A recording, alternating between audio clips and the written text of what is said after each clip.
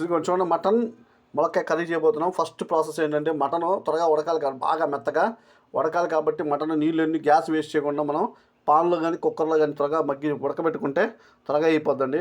లేదంటే గ్యాస్ చాలా వేస్ట్ అవుతుంది. పాన్ ఉపయోగించడం నాకు తెలియదండి. తర్వాత మా మదర్ చెప్పారు ఇలా పాన్ ఉపయోగించాలి, పెద్ద విషయం కాదు, యూట్యూబ్లో చూసినా చెప్తారు పాన్ ఎలా ఉపయోగించాలో.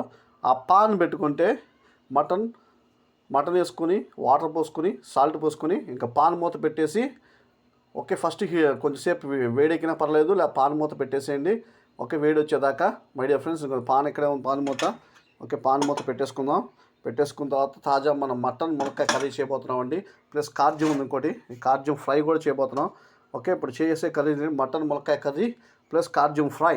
ఓకే, రెండు ఎప్పటి నుంచో అనుకున్నానండి. మటన్ మా అభిమానులకి, యూట్యూబ్ అభిమానులకి, ఫ్రెండ్స్కి అందరికీ మటన్ కర్రీ ములక్కాయ కర్రీ ఎలా చేయాలో ప్లస్ కార్జ్యం ఫ్రై ఎలా చేయాలో నేర్పిద్దాం అనుకుంటున్నాను. మై డియర్ ఫ్రెండ్స్, మీరు చాలా జాగ్రత్తగా కాన్సన్ట్రేట్ చేయండి.